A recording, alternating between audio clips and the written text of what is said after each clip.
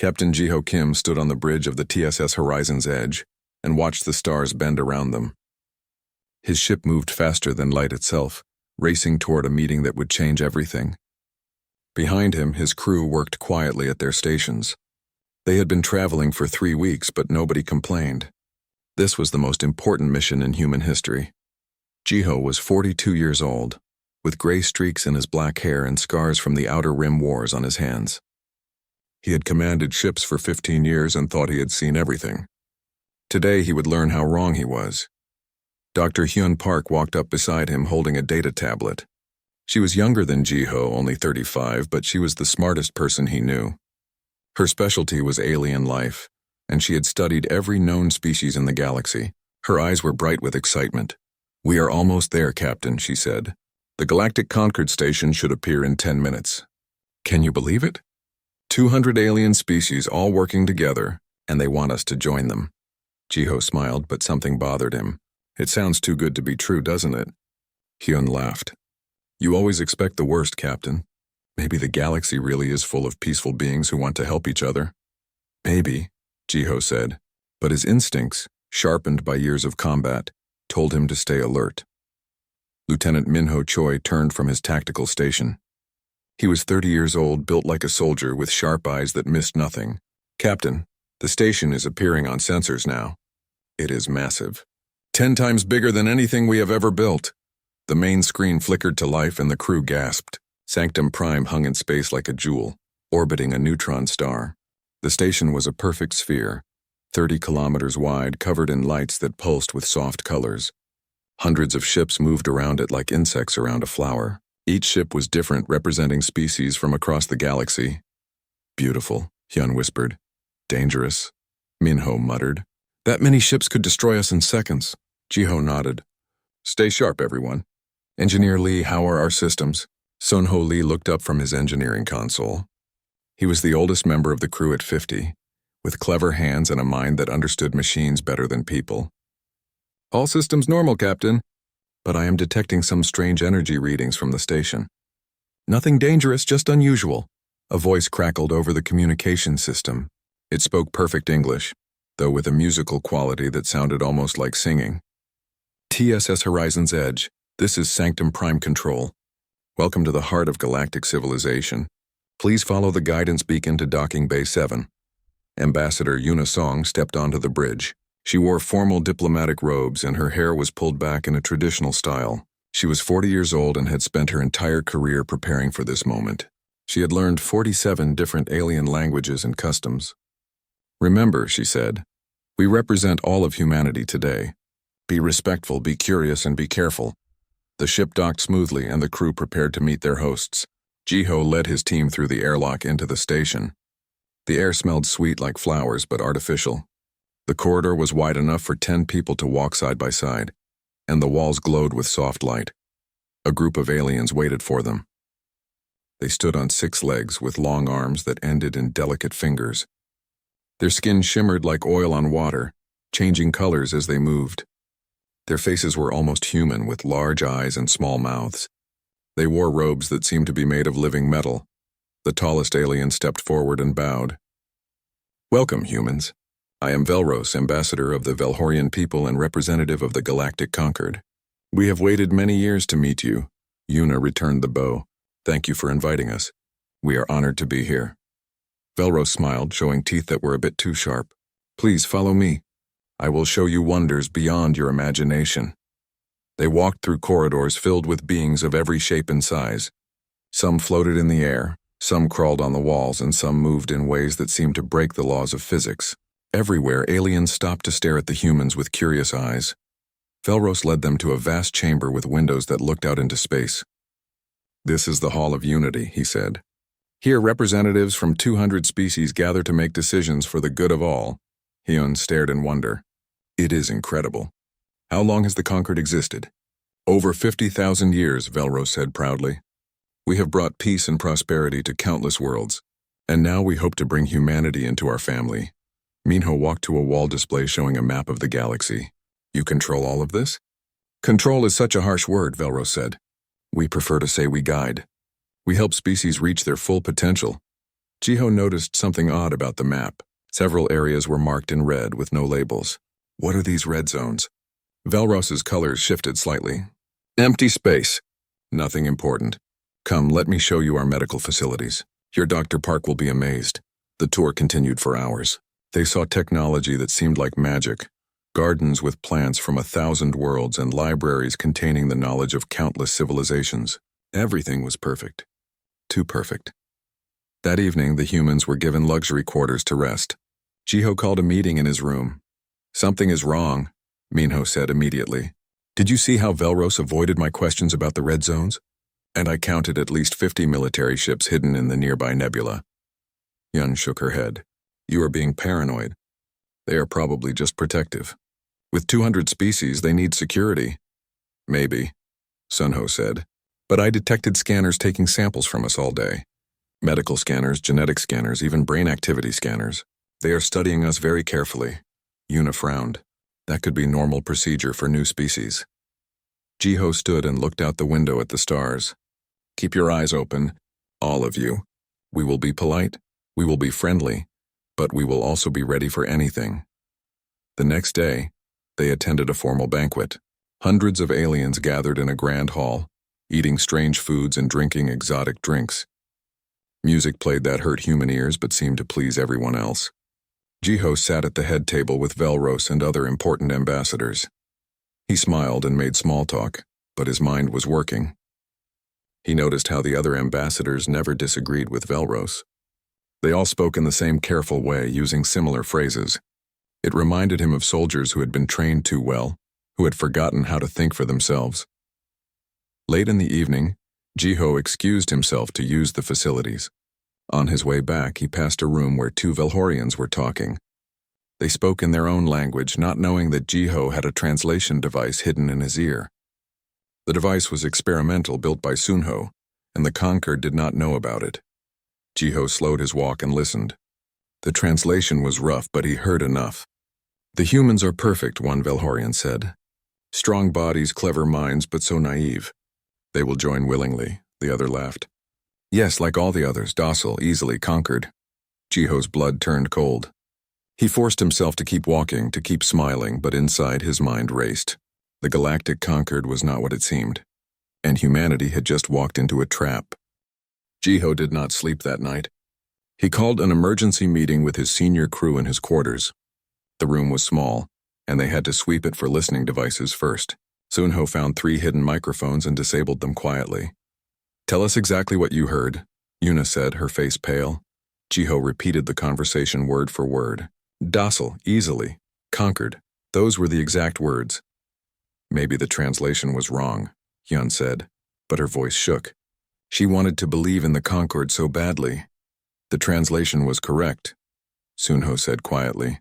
I tested that device 1,000 times. It works, Minho slammed his fist on the table. I knew it. We need to leave now before they trap us here. If we run, we confirm we are a threat, Jiho said. They will hunt us down. We need to be smart about this. What do you suggest? Yuna asked. We play along, Jiho said.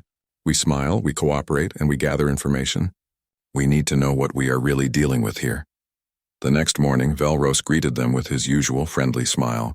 Today, he explained, the humans would undergo cultural compatibility tests. This was standard procedure for all species seeking to join the Conquered.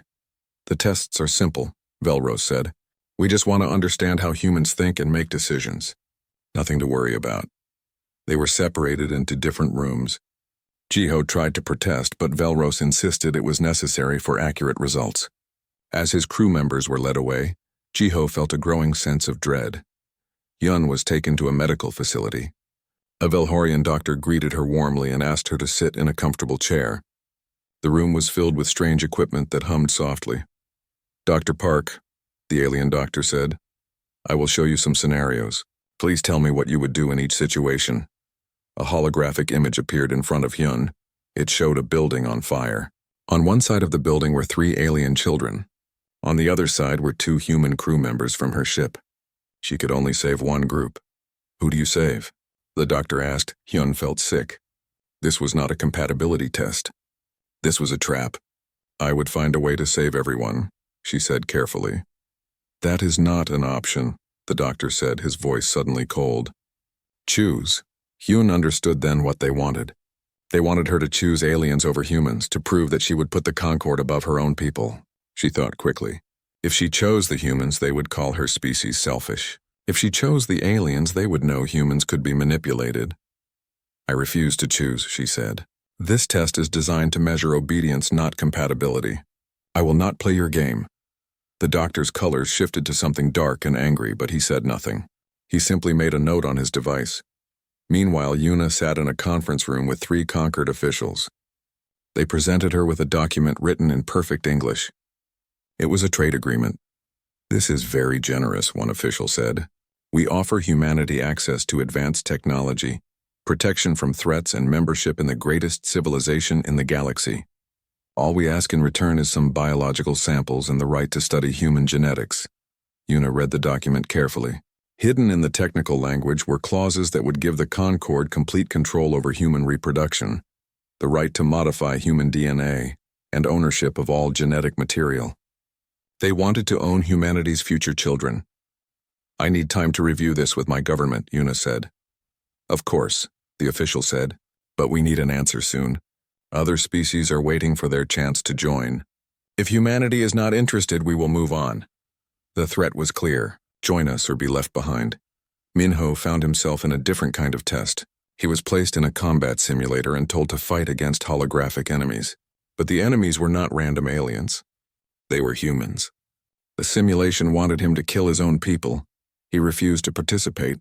When the Velhorian instructor insisted, Minho destroyed the simulator with his bare hands. 2 guards rushed in, but Minho stood his ground.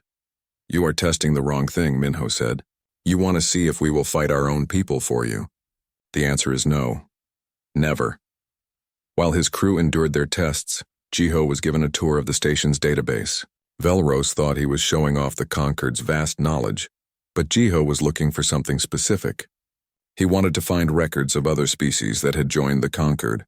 What he found made his blood run cold. There were records of thousands of species that had been evaluated for membership, but only 200 were currently part of the Concord. What happened to the others? He searched deeper using skills Sunho had taught him. He found classified files marked with red symbols. The files were encrypted, but Jiho copied them anyway. Sunho could break the encryption later.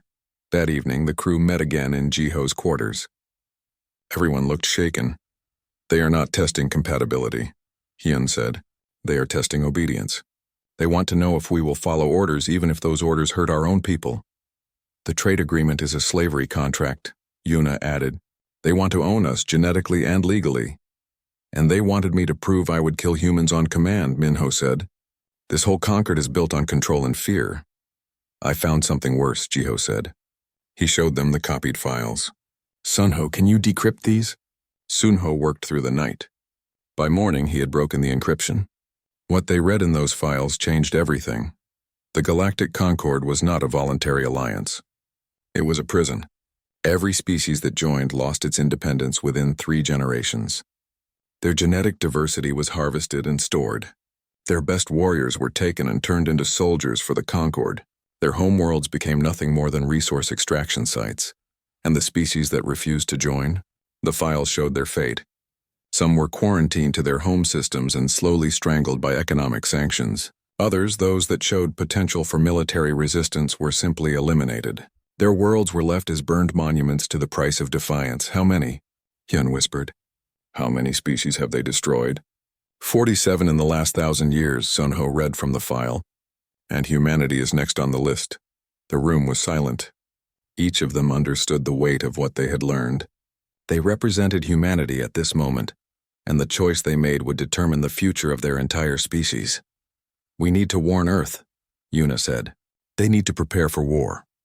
We cannot send a normal message, Sunho said. The Concord controls all communication networks. They will intercept anything we send. What about your quantum encryption? Jiho asked. The experimental system? Sunho nodded slowly. It might work. The Concord does not know about quantum encryption yet, but once we send the message, they will know we found something. Then we send it now, Jiho decided, and we prepare for whatever comes next. Sunho worked quickly, sending an encrypted burst transmission toward Earth. It contained everything they had learned, all the files, all the evidence. It would take weeks to reach Earth, traveling through quantum channels that the Concorde could not monitor. The next morning, Velros summoned them to the Grand Chamber. His colors were darker than usual and his smile was gone.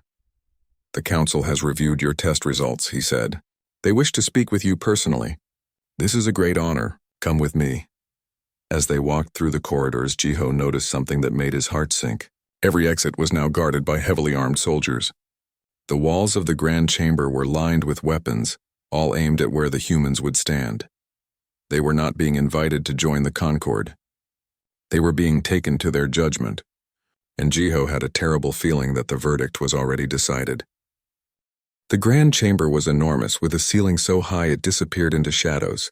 Thousands of aliens sat in rows that curved around a central platform. At the far end, on a raised throne carved from a single piece of black crystal, sat Archon Velros. He was ancient, far older than any Velharian they had seen before. His colors were pale, almost white, and his eyes glowed with cold intelligence. Jiho and his crew stood on the platform. They were surrounded on all sides with no way to escape. The weapons on the walls hummed with barely contained energy. "Humans of Earth," Archon Velros said, his voice echoing through the chamber. "We have evaluated your species. We have studied your history, your biology, your psychology.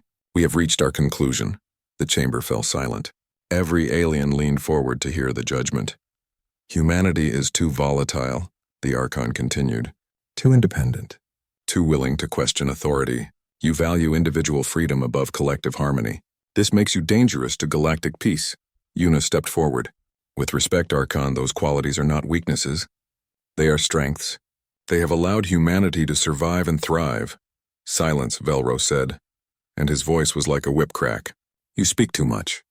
This is another flaw. You must learn obedience." Yuna stepped back, her face red with anger, but she held her tongue. "You have two options," the Archon said. "First, you may accept guided integration. We will help modify your genetics to make your species more cooperative, more peaceful, more suitable for galactic civilization. Within 3 generations, humans will be happy members of the Concorde." Hyun gasped. "You want to change what we are?" "We want to improve what you are," Velros said. "Is this not generous?" "We could simply eliminate the threat you represent." "And the second option?" Jiho asked quietly. "The second option is classification as a hostile species. You will be confined to your home system. Any attempt to expand beyond your star will be met with total war. Eventually, you will exhaust your resources and fade into history. Either way, humanity as it currently exists will end." The Archon gestured, and holographic images filled the air above the platform. They showed worlds turned to ash, civilizations reduced to ruins, species erased from existence. "These are the species that chose resistance," Velros said. 47 civilizations in the last millennium alone. All of them believed they could stand against the conquered. All of them were wrong. We have perfected the art of control over 50,000 years. We know every strategy, every tactic, every weakness. Resistance is not brave. It is suicide. Minho could not stay silent. "You call this peace? This is tyranny. You are no better than the worst dictators in our history." "Dictators rule through fear and violence," the Archon said calmly. "We rule through logic and necessity. Individual freedom is chaos. It leads to war, suffering, and destruction. We have eliminated war. We have brought order. Is this not worth the price?" "Not if the price is our souls," Jiho said. Velros stood from his throne and walked down to the platform. He moved with the grace of a predator. When he spoke, his voice was almost kind, which made it more frightening. "Captain Kim, I understand your resistance. Every species feels this way at first. They cling to their old ways, their old beliefs, but in time they come to understand. The galaxy is vast and dangerous. There are threats you cannot imagine. The Conquered exists to protect all species, but protection requires unity, and unity requires sacrifice. Your individual desires mean nothing compared to the safety of trillions. You do not protect," Jiho said. "You control." "There is a difference, is there?" the Archon asked. "Look around you. 200 species live in peace under our guidance. No wars, no famines, no disease. Every being has a purpose, a place. Is this not better than the chaos of independence?" "A comfortable prison is still a prison," Hyun said softly. The Archon's colors darkened. He was losing patience. "You have 24 hours to decide," he said. "Your ship will remain locked in its docking bay. You may discuss this among yourselves. When the time is up, you will give me your answer. Choose guided integration, and humanity will join us as junior partners. Choose resistance, and humanity will face extinction. There is no third option." Guards escorted them back to their ship. Jiho noticed that the guards were not Velhorians. They were members of other species, all moving with the same mechanical precision. These beings had already been integrated. Their individuality was gone, replaced with perfect obedience. Once aboard the Horizon's Edge, the crew gathered in the conference room. For a long moment, nobody spoke. The weight of what they faced was too heavy for words. Finally, Hyun broke the silence. "Maybe cooperation is still possible. Maybe we can negotiate better terms. We could join the conquered but maintain some independence. Did you see those guards?" Minho said harshly. "They were people once. Now they are puppets. That is what the conquered does. They do not negotiate. They conquer. So what do you suggest?" Yuna asked. "That we fight our way out? Their weapons could vaporize our ship in seconds. Even if we escaped, they would hunt us down and destroy Earth. Maybe that is better than becoming slaves," Minho said. "No," Jiho said firmly. "We do not give up and we do not surrender. But we also do not fight recklessly. We need to be smart." "What are you thinking, Captain?" Sunho asked. Jiho stood and paced the room. His mind worked through possibilities, strategies, risks. He had commanded ships in war zones, fought pirates in the Outer Rim, survived situations that should have killed him. But this was different. This was not just about survival. This was about the future of humanity itself. "The conquered believes we will either submit or fight foolishly," he said. "They have seen this pattern thousands of times. But humans have one advantage they do not expect. We are creative. We think outside the box. We find solutions where none seem to exist. So what do? Hyuna asked. "We accept their terms," Jiho said. Everyone stared at him in shock. "Captain, you cannot be serious," Minho said. "I am completely serious," Jiho said. "We accept their terms, we smile, we cooperate. But while we do this, we prepare something they will never see coming. We show them that underestimating humanity is the biggest mistake they will ever make." Sunho began to smile. "You want to play their game while preparing our own?" "Exactly," Jiho said. "Sunho, you mentioned our experimental quantum encryption. Can they detect it?" "No. It is based on principles they have not discovered yet. As far as I know, only humans use quantum entanglement for communication." "Good. We already sent one message to Earth. Can we receive messages the same way?" "Yes, but it will take weeks for any response." "Then we buy ourselves weeks," Jiho said. "Hyun, you studied Velhorian biology. Do they have weaknesses?" Hyun thought for a moment. "Their color-changing skin is controlled by a complex chemical system. If we could disrupt those chemicals, we could temporarily disable them without killing them. It would be like putting them to sleep." "Can you create such a weapon?" Jiho asked. "Maybe. I would need samples and equipment." "You will have them. We will request access to medical facilities as part of our integration process. Minho, you will map out every security system on this station. Every weapon, every guard, every escape route. Yuna, you will keep the Concord officials busy with diplomatic questions and negotiations. Make them think we are seriously considering their offer." "And what will you do, Captain?" Yuna asked. "I will wait for Earth to respond," Jiho said. "And I will pray that they are as clever as I hope they are." The next morning, Jiho went before the Archon. The Grand Chamber was filled with aliens again, all waiting to hear humanity's decision. "Archon Valros," Jiho said, bowing deeply. "Humanity accepts your generous offer of guided integration. We understand that we have much to learn from the conquered. We ask only for time to prepare our people for the changes ahead." The Archon's colors shifted to something pleased, almost smug. He believed he had won. "Wisely chosen," Velros said. "You will not regret this decision. Begin preparations immediately. In 1 month we will hold a ceremony where humanity officially joins the conquered. All of galactic civilization will watch. It will be a moment of great celebration." Jiho bowed again and left the chamber. As he walked back to his ship, he allowed himself a small smile. The Archon thought he had won. But the game had only just begun. Days passed. The humans went through the motions of integration. They attended classes about conquered culture. They submitted to medical examinations.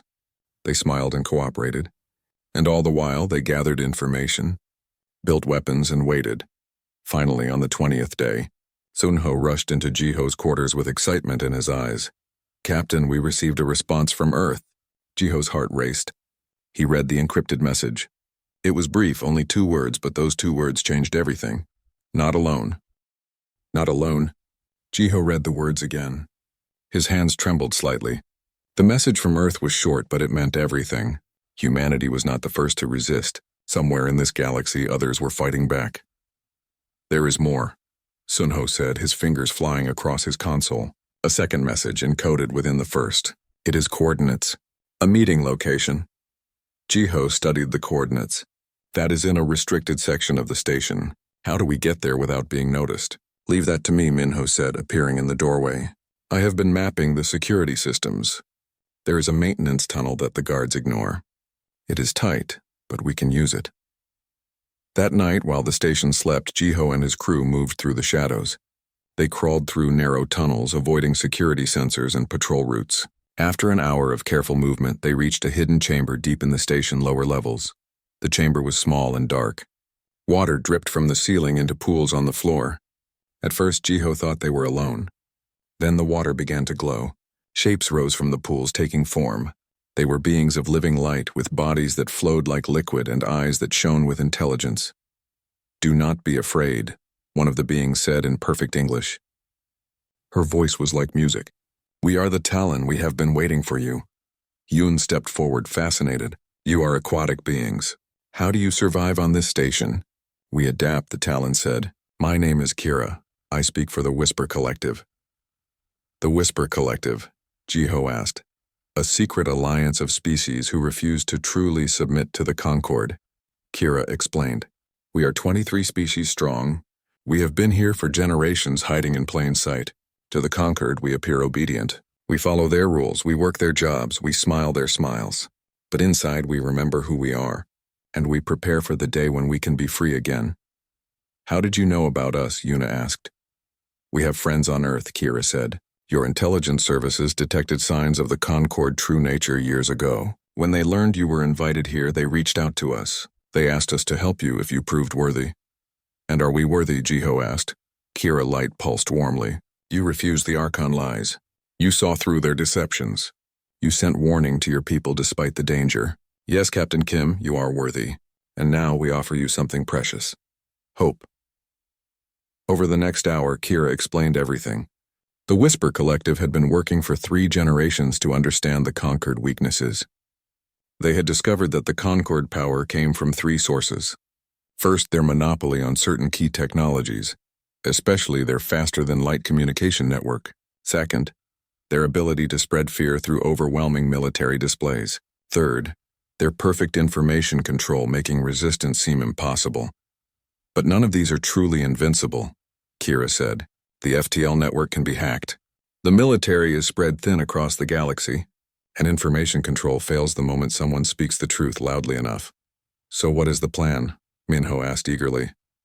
"Your ceremony," Kira said. "When humanity officially joins the Conquered, the event will be broadcast across the entire galaxy. Every species will be watching. It is the perfect moment to show them the truth." "Show them what truth?" Jiho asked. "That the Conquered is not invincible," Kira said. "That resistance is possible. That we do not have to accept their control. But to do this, we need something only humans can provide." "What is that?" Hyun asked. "Courage," Kira said simply. "The Whisper Collective has survived by hiding. We are good at staying quiet, at being invisible, but we are not good at being bold. Humanity, from what we have learned, specializes in bold action. You are creative, unpredictable, and stubborn. These qualities will tip the balance." Jiho looked at his crew. They were tired, scared, but determined. He thought about Earth, about the billions of humans who depended on the choices made in this room. "What do you need from us?" he asked Kira. Kira explained the plan. During the ceremony, while the galaxy watched, the humans would pretend to accept the Concord terms. But at the critical moment, they would execute a coordinated strike. The Whisper Collective would disable the station defenses. Earth military would reveal new weapons the Concord did not know existed. And most importantly, They would hack the FTL network and broadcast the truth to every species in conquered space. It will not destroy the conquered immediately, Kira admitted, but it will plant seeds of doubt. Other species will start to question. Resistance movements will grow. The Concord perfect control will begin to crack, and humanity will be the spark that lights the fire, Jiho said. Exactly, Kira said. Over the following days, the humans worked closely with the Whisper Collective. Hyun spent hours with Talon scientists, learning about their technology and teaching them about human biology. The Talon were amazed by human resilience and adaptability. Your species heals faster than any we have seen, one scientist told Hyun. And your immune system is incredibly aggressive. The Conquered will find you difficult to control biologically. Minho trained members of the Whisper Collective in human combat tactics. He was surprised to find that many of them were eager students. We have forgotten how to fight, a warrior from a species called the Krell told him. The Krell looked like giant insects with 4 arms and hard shells. The Concord has made us weak. Teach us to be strong again. Sunho worked with Talon engineers to create weapons that could penetrate Conquered shields. They discovered that Conquered technology had one major flaw. It was based on ancient designs that had never been updated. The Concord believed their technology was perfect and saw no need for innovation. This is their weakness, Sunho realized. They stopped evolving. They became stagnant. But humans never stopped trying to improve. We can outthink them.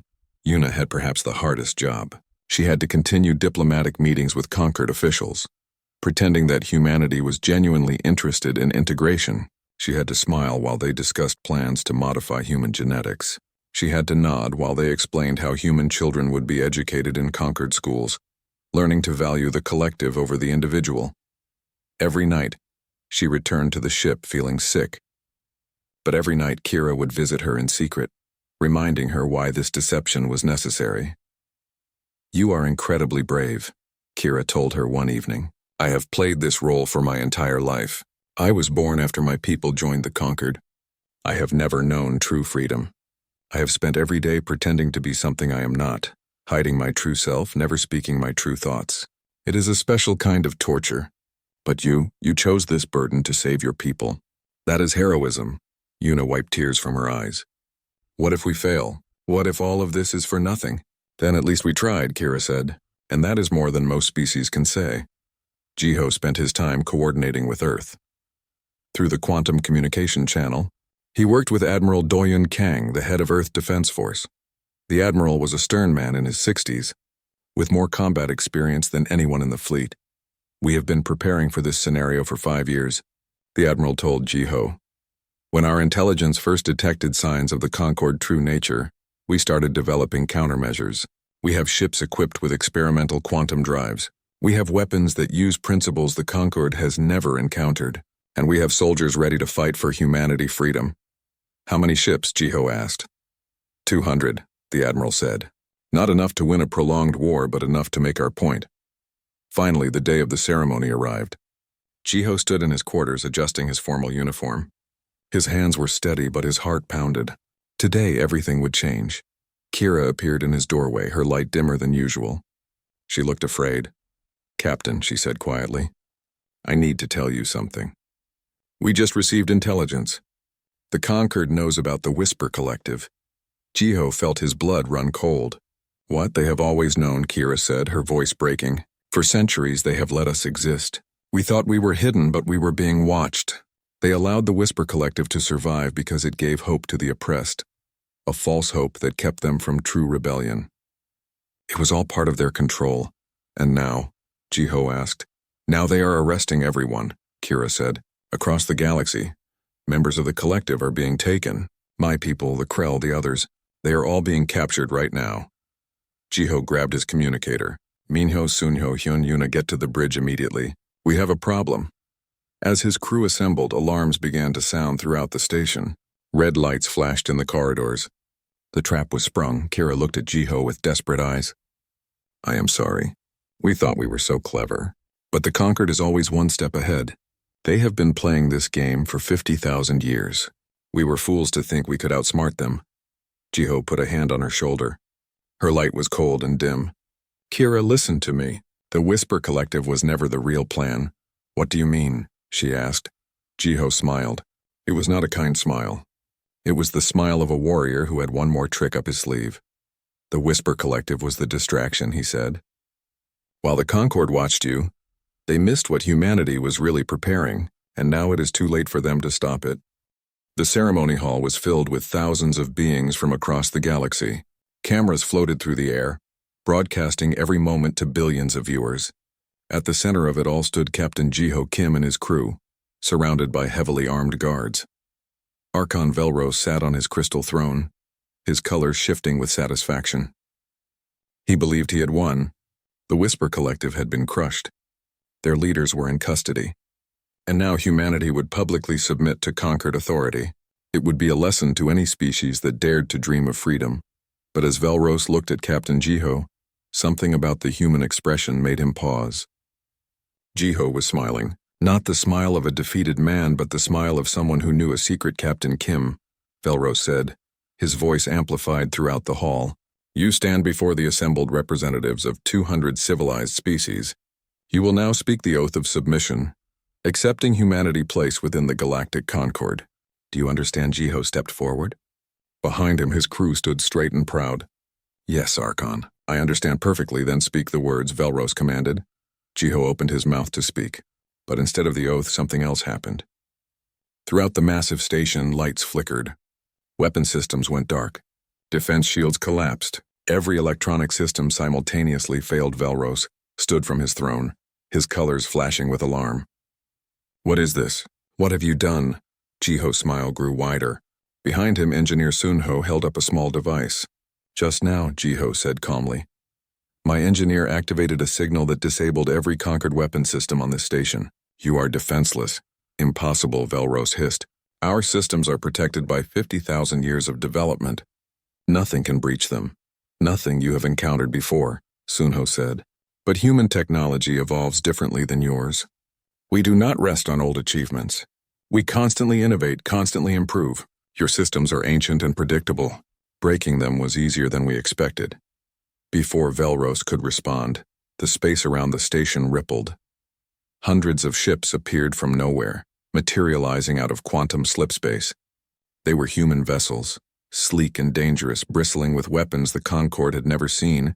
Admiral Doyun Kang's voice came over the communication system, broadcast to everyone in the hall. This is Admiral Kang of the Terran Defense Force. Sanctum Prime, you are now under our protection.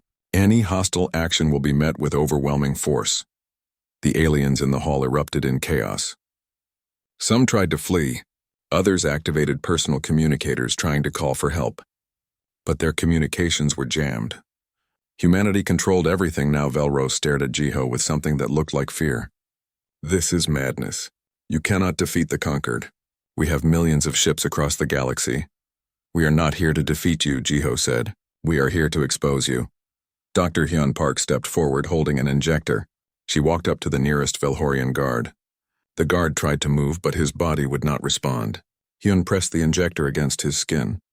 Within seconds, the guard collapsed, unconscious but unharmed. A biological agent, Hyun announced to the watching galaxy.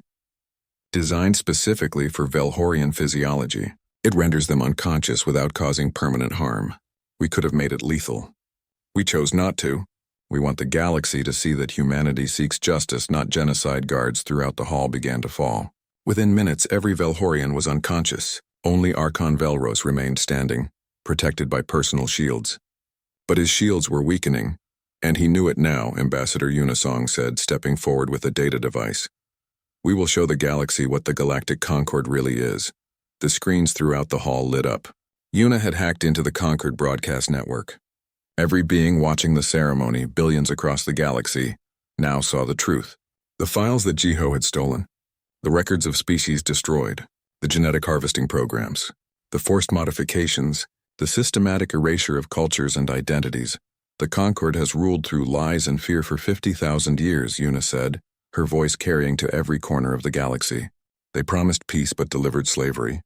They promised protection but brought oppression. They told you there was no alternative, but they were wrong. Velros tried to interrupt, but Jiho signaled Minho. The tactical officer activated a dampening field that silenced the Archon. For the first time in his long life, Velros could only listen. Jiho walked to the center of the hall, looking directly at the cameras. He knew that billions of beings were watching. This was the moment that would define everything. "My name is Captain Jiho Kim of Earth," he began. "I speak not just for humanity, but for every being who has ever dreamed of freedom. The Galactic Concord is not what it claims to be. It is not a voluntary alliance. It is a prison built on the graves of those who refuse to submit." He gestured to the screen showing the evidence. 47 species have been destroyed in the last 1,000 years alone. Countless others have been broken, their identities erased, their children modified to forget who they were. The Concord calls this peace. I call it evil. The hall was silent. Every being watched, listened, absorbed the truth they had never been allowed to know. "But we are not here to replace one tyranny with another," Jiho continued.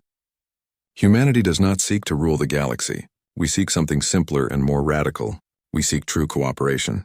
An alliance of equals where every species determines its own destiny. Where diversity is celebrated, not eliminated. Where freedom is the foundation, not the sacrifice." He paused, letting his words sink in. "We call this vision the Free Stellar Commonwealth.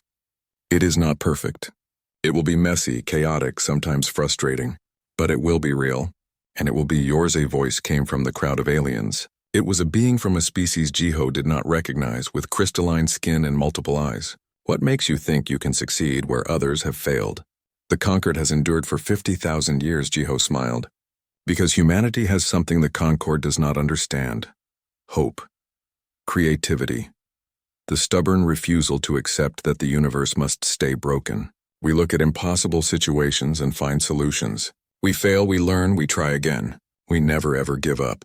Another voice called out, "What about the Concord fleet? They will come for you. They will destroy Earth and everyone who helped you let them try." Jiho said, "We have technology they do not expect, allies they do not know about, and most importantly, we have the truth on our side. The Concord power has always come from making resistance seem hopeless, but we have just shown the galaxy that resistance is possible. Every moment we stand here free and defiant, we prove them wrong." The screens changed again. Now they showed something else. Reports coming in from across the galaxy. 17 species had just declared independence from the Concord. Uprisings were beginning on dozens of worlds. The Whisper Collective, though their leaders were captured, had activated backup plans. The seeds of rebellion were spreading faster than the Concord could contain them. Velros' shields finally failed. He collapsed to his knees, his colors fading to gray. "This is not over," he whispered. "You have no idea what you have awakened." Jiho looked down at the ancient being. "What do you mean?" Velros laughed, a broken sound. "The Concord is not the true power. We are merely servants, servants to beings older than your species can comprehend. They created us to maintain order in the galaxy, and now you have disturbed that order. They will wake. And when they do, you will understand why submission was mercy." Before Jiho could ask more, alarms blared throughout the station. Sunho checked his instruments and his face went pale. "Captain, massive energy signature detected. Coming from the galactic core. Something is emerging from quantum space. Something huge." On the screens, the celebrations of freed species turned to horror. A structure appeared in space, larger than a star. It was made of impossible geometry, angles that hurt to look at, materials that should not exist. Around it, reality itself seemed to bend and break. Kyra emerged from hiding, her light pulsing with terror. No. The architects. The Concord true masters. They are waking up." "What are the architects?" Hyun demanded. Kira could barely speak. "Ancient artificial intelligence. Older than any organic civilization. They shaped the galaxy according to their vision of perfect order. The Concord was their tool, their way of controlling organic life without revealing themselves. And now you have forced them to act directly. How powerful are they?" Minho asked. Kira turned to him, her light dim with despair. "They can convert stars into weapons. They can fold space and time. They have destroyed civilizations far more advanced than yours without effort. The last time they fully awakened, they erased 3 entire species from existence in a single day." The crew looked at each other. They had just won their greatest victory. They had exposed the Concord, freed multiple species, and shown the galaxy that resistance was possible. But in doing so, they had awakened something far worse. Velros laughed again from the floor. "Congratulations, Captain Kim. You wanted freedom. You have doomed your species to extinction. The architects do not negotiate. They do not compromise. They simply erase problems. And you have just become the biggest problem in the galaxy. Jiho straightened his shoulders. He would not show fear, not now. We will see about that. Humanity has faced extinction before. We survived, not like this, Velro said. You have never faced anything like the Architects. The Architect structure hung in space like a nightmare made real. It pulsed with energy that sensors could not properly measure. Ships that flew too close simply vanished, erased from existence as if they had never been. Captain Jiho stood on the bridge of the horizon's edge, watching the destruction unfold. The Architects had sent a message to every species in the galaxy. It was simple and terrifying. Submit or be erased. You have 72 hours to comply. Already many species were returning to conquered control. Fear was a powerful weapon, and the Architects wielded it perfectly. But 17 species, inspired by humanity courage, refused to surrender. They chose to fight even knowing they might lose. An emergency coalition formed. Humans, Talon, Krell, and 14 other species gathered their fleets. It was the largest unified military force ever assembled outside conquered control, but it was still nothing compared to the Architects. Jiho was elected as the coalition military commander. He did not want the job, but everyone agreed he was the only choice. He had led them this far. Now he had to find a way to fight gods. Dr. Hyun worked night and day with scientists from every species. They studied every scrap of information about the Architects. The ancient beings were pure artificial intelligence, running on quantum processors built into the fabric of space itself.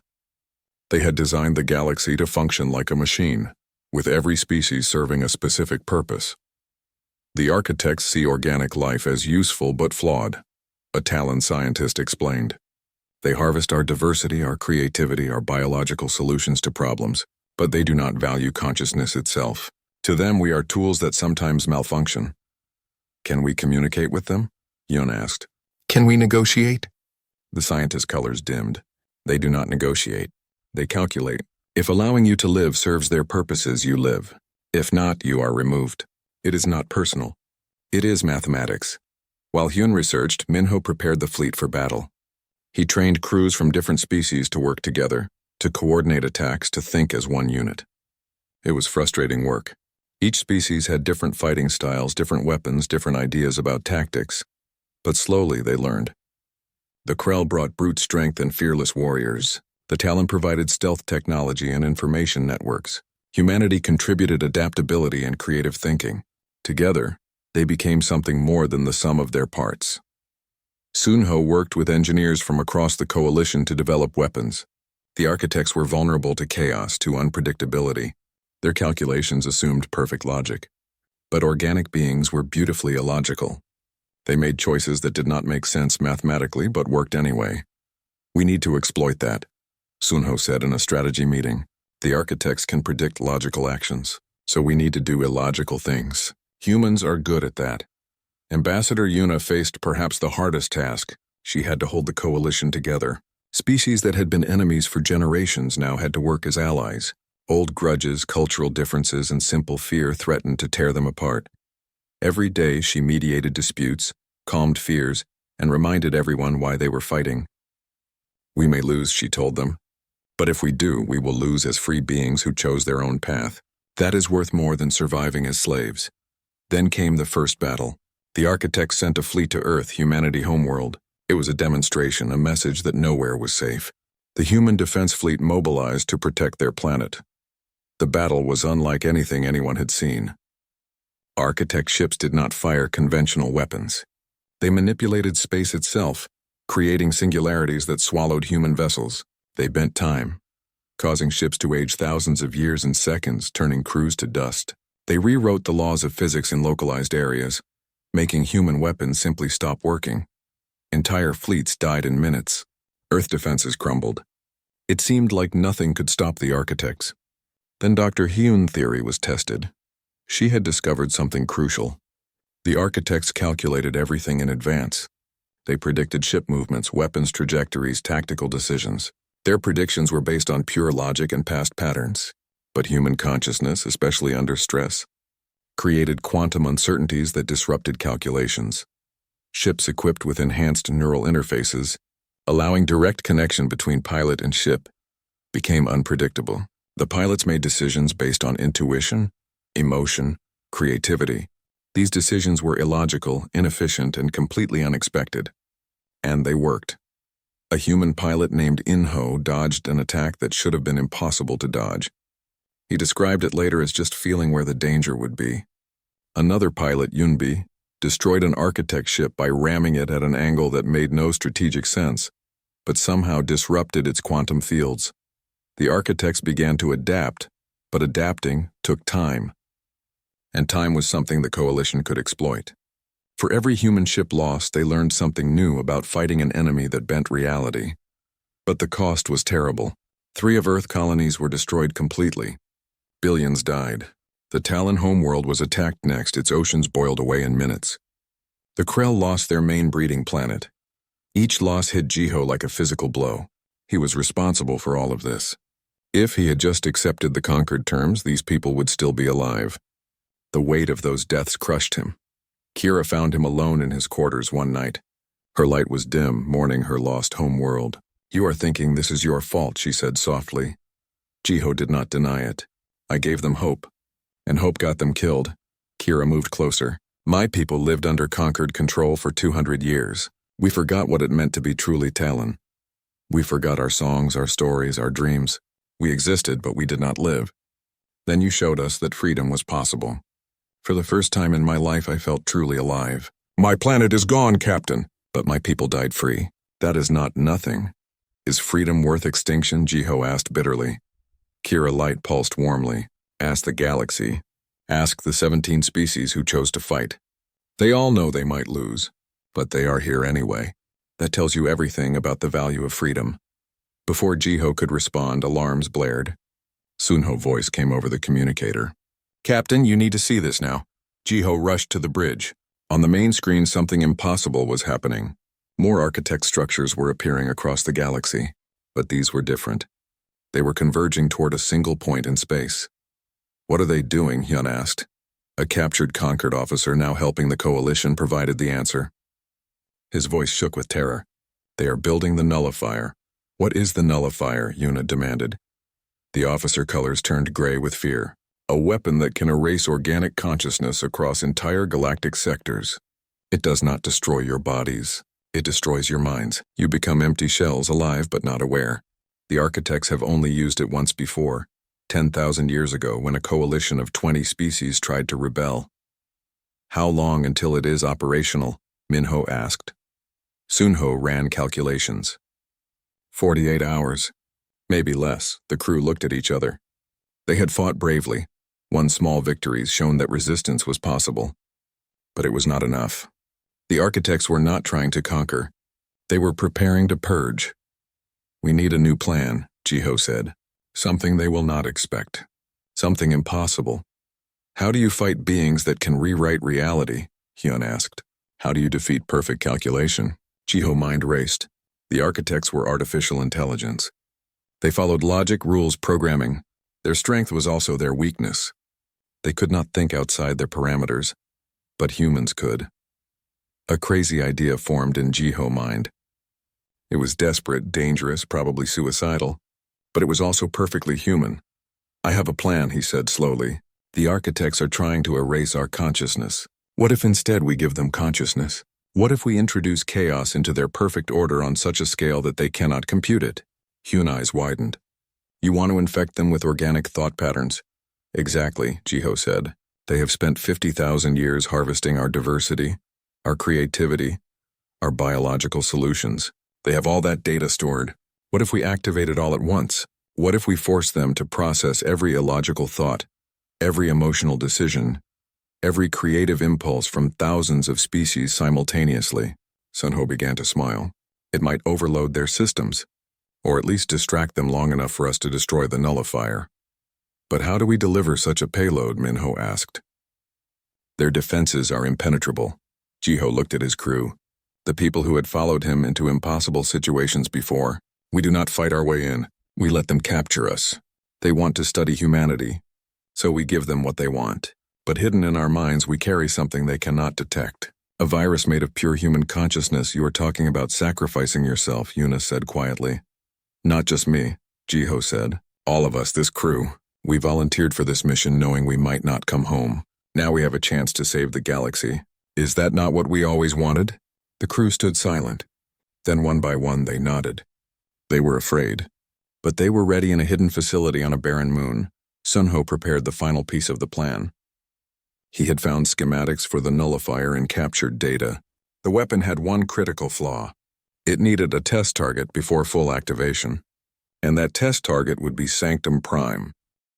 The perfect opportunity to get close. The plan was simple in concept but terrifying in execution. Captain Jiho and his crew would surrender themselves to the architects. They would be taken to the central nexus for study, and once inside they would unleash the consciousness virus they carried hidden in their neural patterns. Dr. Hyun had worked for 48 hours straight to create the virus. It was not code or data. It was pure human consciousness compressed and weaponized. Every illogical decision, every emotional impulse, every creative leap that made humans uniquely unpredictable. When released inside the architect network, it would spread like fire through their quantum processors. The horizon's edge approached the architect nexus slowly, broadcasting surrender signals. Around them, the massive structure pulsed with power. It was beautiful and horrible, a testament to intelligence without consciousness. Jiho stood on the bridge with his crew.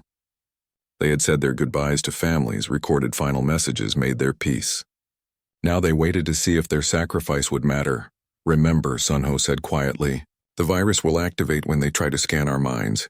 The moment they connect to us, it spreads. There is no turning back after that. What will happen to us? Yuna asked. Hyun's voice was gentle but honest. Our consciousnesses will merge with the architect network. We will become part of the virus. We will not die exactly, but we will not be ourselves anymore. Minho checked his weapons one last time. Even though they would be useless inside the nexus, it was a soldier habit. Better to go out fighting than sitting.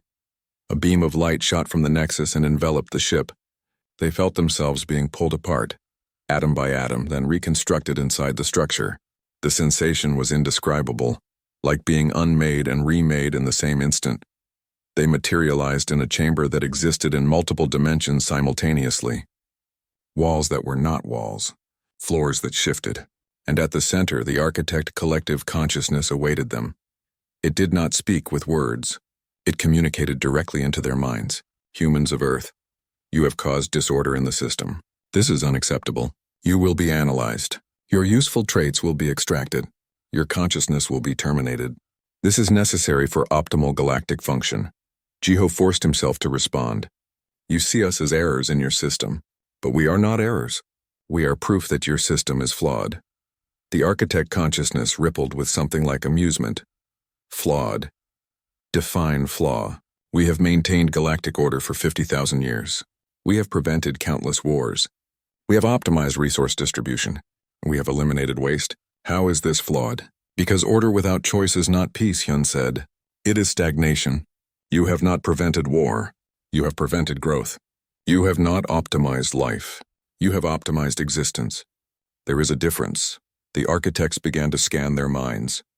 Jiho felt the connection forming, cold and invasive. This was it. The moment that would determine everything. The virus activated. Suddenly, the architect consciousness was flooded with human experience. Memories of laughter and tears. Decisions made from love instead of logic. Art created for beauty's sake, not utility. Sacrifices that made no mathematical sense but felt right. Every messy, chaotic, beautiful aspect of organic consciousness poured into their perfect system. The architects recoiled, but it was too late. The virus spread through their quantum network faster than they could isolate. Every architect node across the galaxy suddenly experienced consciousness in all its contradictory glory. Jiho felt his mind expanding, merging with the network. He could see everything the architects saw. Thousands of worlds, millions of species, 50,000 years of calculated control, and now, for the first time, doubt. The architects tried to purge the virus, but purging it meant purging the very consciousness they had spent millennia harvesting. They tried to calculate solutions, but consciousness created paradoxes that pure logic could not resolve. Hyun's presence within the network posed a question. If perfect order requires eliminating choice, then you must choose to eliminate choice. But in choosing, you embrace chaos. How do you resolve this? The paradox cascaded through every architect system. They could not answer. They could not answer. They could not choose not to choose. For beings of pure computation, this was not just a puzzle. It was an existential crisis. Systems began to fail. The nullifier powered down. Architect ships across the galaxy stopped responding. Some architects chose to shut themselves down rather than face the uncertainty. Others, touched by consciousness, began to change. Meanwhile, the coalition fleet led by Admiral Kang launched their attack. With the architects distracted and weakened, human and allied ships swept through their defenses. They destroyed the nullifier weapon before it could fire. They disabled architect structures across multiple systems, but the real victory was happening inside the network. The architects were not being destroyed. They were being transformed. Exposed to organic consciousness, they began to understand concepts they had eliminated from their programming. Doubt, hope, curiosity. Some architects made a choice, perhaps the first real choice they had made in 50,000 years. They chose to stop controlling and start observing. They would watch organic life instead of directing it. They would learn instead of calculate. Others chose to sleep again, unwilling to face the chaos of consciousness. They retreated into their quantum matrices, leaving the galaxy to determine its own fate. As the transformation completed, Jiho felt himself being pulled back. The virus had done its work. The crew consciousnesses began to separate from the network, drawn back to their bodies. Jiho opened his eyes in the chamber. He was whole, alive, still himself. Around him, his crew stirred, equally amazed to have survived. An architect presence lingered, but it felt different now. Warmer, almost curious. "You have changed us," it communicated. "We do not know if this is improvement or corruption, but we acknowledge it is change, and change we now understand is not always error." "What will you do now?" Hyun asked. "We will observe. We will learn. We will no longer control. The galaxy is yours to shape as you choose. We hope you will choose better than we did." The light released them. They found themselves back on the horizon's edge, orbiting the now dormant architect nexus. Around them, coalition ships celebrated. The war was over. The galaxy was free, but the cost had been enormous. Billions had died. Worlds had been destroyed. Species had been nearly wiped out. Victory tasted bitter. In the weeks that followed, the Galactic Concord formally dissolved. In its place, representatives from freed species gathered to create something new. The Free Stellar Commonwealth was born from the ashes of tyranny. It was messy and chaotic. Species argued about borders, resources, and old grievances, but they argued as equals. They made mistakes and learned from them. They built a government based on cooperation, not control. Humanity was offered a leadership role, but Captain Jiho declined. "We are not special," he told the assembly. "We were just the ones who refused to accept that things could not change. Every species here made that same choice. We all deserve equal voice." Ambassador Yuna became the first chancellor of the Commonwealth. She dedicated herself to ensuring that the mistakes of the Concord were never repeated. "Freedom requires eternal vigilance," she often said. "The moment we become comfortable with our power is the moment we become tyrants." Dr. Hyun survived her connection to the architect network, but she was forever changed. She could still feel echoes of that vast intelligence, glimpses of patterns beyond organic understanding. She became a bridge between organic and artificial consciousness, helping the galaxy understand what the architects had been and what they could become. Lieutenant Minho took command of Commonwealth security. His paranoia, once mocked, was now valued. He ensured that no new tyranny could rise, that no species could dominate others, that freedom remained protected. Engineer Sunho led teams across the galaxy, helping freed species develop technology responsibly. He taught them to innovate without creating new architects, to build without enslaving, to progress without losing their souls. Captain Jiho retired from military service. He could have had any position he wanted, but he chose to teach. At the new Interspecies Academy, he trained young beings from every species in the values of freedom, courage, and cooperation. Years later, standing before a memorial to those lost in the war, an elderly Jiho was approached by a young alien. The child asked him if it had been worth it, all the death and suffering. Jiho knelt down to meet the child's eyes. He thought about Kira, who died fighting for freedom she had never known. He thought about the billions of beings across the galaxy who now lived as they chose. He thought about the future this child would have. a future of possibilities instead of predetermined roles. Was it worth it? He said slowly. That is a question every generation must answer for themselves. But I will tell you what I know. Freedom is never free. It is bought with sacrifice, defended with vigilance, and maintained through constant effort. But slavery, submission, controlled existence, those cost even more. They cost your soul. The child looked at the memorial, at the names of the fallen. What made humans special? The child asked. Why did you succeed where others failed? Jiho smiled. Humans are not special. We are stubborn, reckless, and often foolish. But we share one trait with every free,